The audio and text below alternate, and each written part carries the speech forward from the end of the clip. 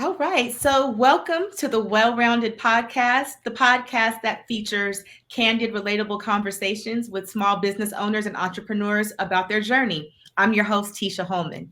Today's episode is about me. This is our first episode, and I am introducing myself to you, my audience. I'm so excited to be here. But in this case, I figured if I'm really going to introduce myself to you all, I couldn't do it by myself. So I tapped on my good friend, Zakiya Larry, founder of Quest Media Group, to help me bring me to you so that you can get to know me better. Hey, Zakiya. Hey, what's going on? So, Tisha, listen, this is going to be so much fun. Thank you for allowing me to be part of your very first episode of your podcast. And we are going to get into it. Okay. I love that we get a chance to introduce you to your audience in a super different, super new way. And listen, y'all, I'm just going to get in her business on your behalf. Okay. So, if you are ready, look, and I know we're super conversational. So, here's the thing. Podcast, I have known you and respected your work as a business owner, as a brilliant digital strategist, but also as a human. And so I kind of want to take it back. Take it back. We Okay. met in Dallas, Texas, but that's not where you're from. How did you end up in Dallas and in the lives of all of us Texans? Okay, so I am a Cali girl. I am from Sacramento, and I moved to Atlanta for a while. Just needed a change of scenery. My grandmother raised me, and when she passed away, girl, that knocked the wind out of me, and I just needed to change of scenery. So I moved to Atlanta. I have a reputation for not even just stepping out on faith, running out on faith. I Hmm. left Sacramento without a job and got a job pumping gas somewhere in New Mexico. On my way there. Okay, wait, pause. I got questions. So, why did you pick Atlanta? And what do you mean you got a job while pumping gas? Like, take us through that like quantum leap.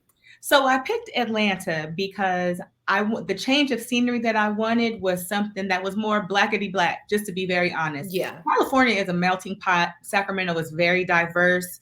But I visited Atlanta one time for a training and I just loved all of the blackness. Yes, it was awesome. Yeah. Like I was standing in Starbucks and they were playing Outcast and I was sprung at that point. I was just like, okay. So I wanted to experience that. Lots of Black entrepreneurs there. And so, of course, I connected to that. So I thought that would be the next best place to make a change for. So I had been applying for jobs and wasn't getting a response because my address was still in California. So I was like, I'm resilient. I'm just going to go and the chips will fall where they may. And so a job that I had, got the ball rolling for, made the offer while I was in New Mexico. So it was great to arrive in Atlanta with the job that was already in place. So That is amazing. So, you were on your way to continue the hunt. And while you were just stopping to get gas to continue your journey, you got the call that you really did get a job in the place you haven't even set foot in yet. right. Sold all my stuff on Craigslist, gave away some things, packed up my car and hit the road. So I know you were saying your grandmother passed, you needed a change of scenery, but you were still very young at this point. Yeah. Had Yes. you considered entrepreneurship at that age? And so were you around maybe mid 20s, early 20s? Yeah, mid 20s. And I think it's always kind of been in me. Mm. I started out as an event planner. So Oh, back then it was Tisha Holman. It was Do Me a Favor. I started out making favors for parties and then it evolved into event planning. And that started in high school. My junior prom was to date one of the worst events I've been to. And so I ran for senior class VP just so I could plan the prom. what I'm loving about this, and it's so on brand for you with your podcast, is that you see beyond where you are right now and then you go get it. Like that's what I'm hearing in general, even though these are really cool parts of your story. So I think that's really, really awesome. I'm gonna sort of pivot here because this is how you got to where you were living in the first early years of your job. But let's also get to know the person who's doing this stuff. You and I connected really, really deeply around our love for language, which makes so much sense with what you do for a living and me on more of the PR and crisis side. It makes sense for what we do. But not everybody is as excited as we are about language and how it is expressed. Talk to us a little bit about what that looks like for you. So I'm the original Aquila and the Bee. Okay. Come on, Aquila and the Bee. Listen, so I think from 4th to 8th grade, I swept all of the spelling bees in school. I was an early reader, always been a word nerd, always been a word nerd. So it really makes complete sense that I'm doing something now that's helping people, bring magnetic messaging to what they're doing to explode what it is. I was the kid that always had the talks too much in class on the report card. Now I get paid to talk too much. So listen, but it's one of those things where it's been who I am. Like I said, early reader, kindergarten in the 6th grade reading class, winning spelling bees. And so a lot of times people will say, you sound like a professor, or they're like, why do you got to use these big words all the time to say things? And it can be frustrating because I'm not trying to sound like a professor. I'm not intentionally, I don't keep a thesaurus in my pocket so I can find a word to talk over you with. It's really who I am. But that's so huge, because especially when, and I'm not plugging your business, but y'all, I have worked with her and this woman is incredible. And so for me, that stands out, because it's one thing to say, I launched this business because I like the field, or any number of reasons people start, which are all valid and all legitimate. What I think is so powerful is that you are literally living out your purpose. You were created to do the things you do for your clients, and they don't get no better than that. I think that's phenomenal. Yeah, I was just working with a client this past weekend, and on my way home, I just had to I was really reflecting on the fact that this is something, it's in my heart to do, and it doesn't even feel like work. And I love the fact that things that come super naturally to me, where I really don't even almost have to think about it too much sometimes. Yep. How I can just see the light bulb go off for people when I'm able to put things in place for them that are going to take them to the next level. I love it here. I love it for you. And what's so crazy is I totally identify with you, because I have literally been on dates before I got married, which thank God for pulling me out that dating pool. But I would be on dates and, the guys would be like, I mean, you sound like a lawyer. Like, why? But I'm just talking. I'm just being myself. And you know all about that. I got into a heated fellowship with the guy. Not a heated fellowship. A heated fellowship with a guy in Olive Garden one time because I said something was advantageous. And I said something was advantageous, and it turned into, why are you talking over me and all this time? And it's just frustrating. And, when you start talking about showing up in the marketplace with that, right? So what does that look like?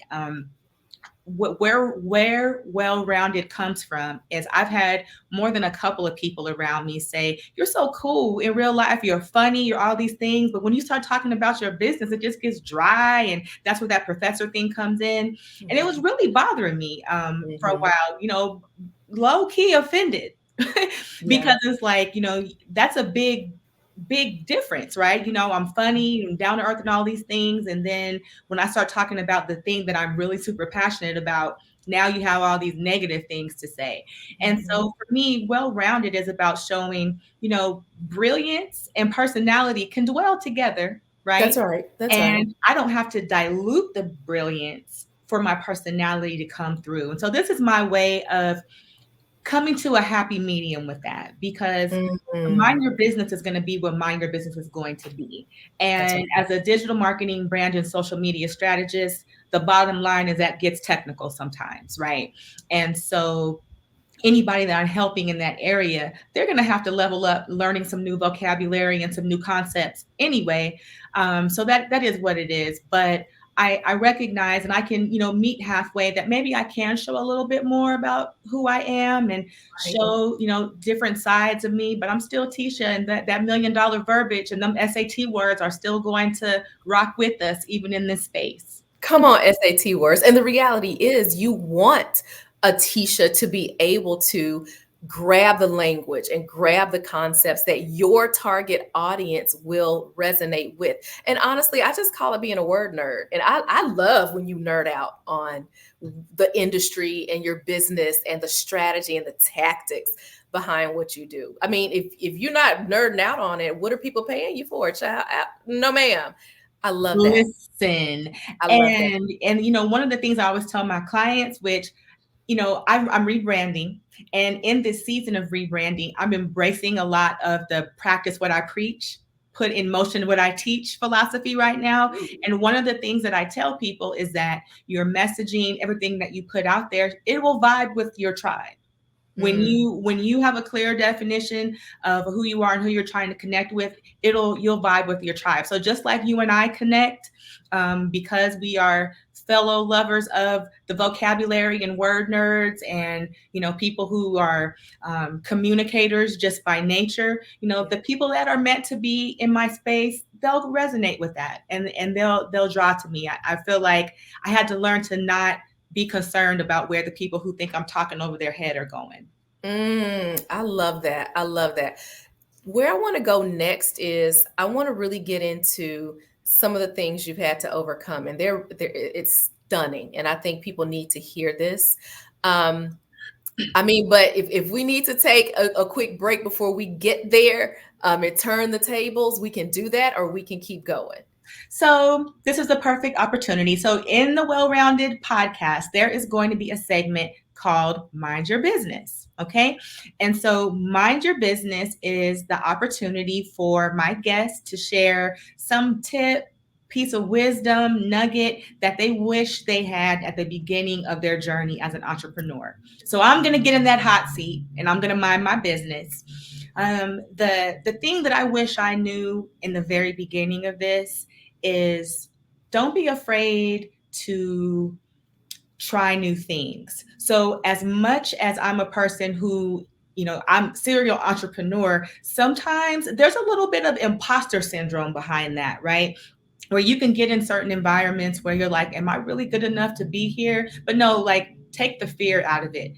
Fear of what people may think, of the unknown, has sometimes delayed things that inevitably did come to fruition. But don't let fear stop you from the thing that you know that God is calling you to do, because the people that you're called to serve, they're waiting for you to show up and give them what they need. So don't let fear get in the way. Don't let fear get in the way. Powerful. That's a powerful Mind Your Business segment. I love that. I love that. Don't let fear get in the way. So here's the thing. You want to talk about make fear getting in the way. It would be so easy once you encounter obstacles to be like, you know what, this hurts, this is scary, I'm out. Talk to me a little bit about, because you're also a mommy. Yes. But talk to me a little bit about being a mom, being in a new city, what that was like, and how you ended up here. Because the little birdie told me that you literally had to wade through floods and storms just to make sure you and your baby were okay. What does that mean? Wade in the water for real, right? So after I had my daughter, went back home because thinking that I would have like more of that support system with, you know, her other side of her family and things, and it didn't work out that way. So I was like, you know what, I'm going to go back to the place where I feel like I can thrive and make things happen and be happy. So we went back to Atlanta. Car broke down. I end up working somewhere where there was a season I was working overnight as an auditor at a hotel. So 10:30 to 6:30, and then 8 to 5 during the day for the state. This state job, it was a temp position. So I was afraid to quit the overnight job for that, because I didn't want the rug to be snatched up from up under me. So I went a long while doing both things. So we are on the bus with a 3-hour tour. Y'all remember Gilligan's Island? I might be dating myself. But we had a 3-hour tour on the bus for me to get her to the sitter and then for me to get on to work. And so I just remember one day getting off of work, still had her in her stroller, and the street that we lived in was literally flooded, and the water was up to my knees. So I'm holding my baby. She's like 2 or 3 at the two, almost 3 at the time. I'm holding my baby, pushing her stroller, and you want to talk about the ugly cry? Yeah. It's raining, it's the water's up to my knees, and at that moment I'm just like, how did I get here? I am tenacious and brilliant and all of these things. Where did I mess up? How did I get in this situation? And it was at that moment that the tide started to turn, and I was like, you know what, my baby is watching me. I am her first example of womanhood, and I have to show her that in the midst of any storm, anything is possible. Yeah. And so, Oh my gosh. Oh my gosh. And you're showing her, because, you know, from there, I know that you had an opportunity to move to Dallas. You did get to Dallas, and child, and I'm gonna tell your business, because you move the mountains, you get to Dallas. So from Atlanta with your baby, get to Dallas, like, okay, things are looking up. 3 months later, that gets snatched from you. oh gosh, 3 months later, so the job that I had transferred me to Dallas. And at that time, you know, when you start to experience enough like struggle and adversity, you don't want to feel like you're a runner. Right. And so I was really serious about asking the Lord, if this is where I'm supposed to be, I'm going to need you to orchestrate every piece of it, because I feel like when I'm calling the shots, things don't work. And so everything just fell into place to the point where I felt like that was confirmation. So we came on to Dallas. 3 months later, that company closed their doors. And I was like, I'm being punked. I'm being punked. And, interestingly enough, I started going to the Potter's house, and I was just serving, because I was like, okay, I've got to kick in that entrepreneur side of me again. So this is where Tisha Holman Events begins to blossom. But then also, there had to be something that gave me like faith and hope to kind of keep pushing. You need that wind beneath your wings sometimes. And so the very area that I was serving in opened a door for a job opportunity for me. You were talking about these natural gifts and talents. I was able to make some explosive moves for some folks in the organization with their social media, and it made room. My gifts made room for me, literally. And so, it was in that space that the pendulum swung. Right. And Tisha Holman Events became Mind Your Business, because I used to teach at UTA, at University of Texas, Arlington. I would teach a certification class for weddings and corporate events. And so they would hire people like me because we have the experience to kind of really like juice up the class. But there was nothing in there to help people be business owners, to be entrepreneurs and brand and market themselves. So I had been doing that. See, I'm every woman. I know you're probably thinking like, wait a minute, girl, you did this, that, and the third. So let me just say, guys, I'm sure you're probably thinking this. I'm one of those people that has done a lot of things. I know a lot about a lot of things. And so as an undercurrent through this, I have been helping organizations like Susan G. Komen, Urban League, with branding and things like that in the community. And so I got a reputation for it. People would, enlist my services for that. And so I had some foundation to create this curriculum for my certification class. And then that's when Mind Your Business was born, and the social media makeover came about.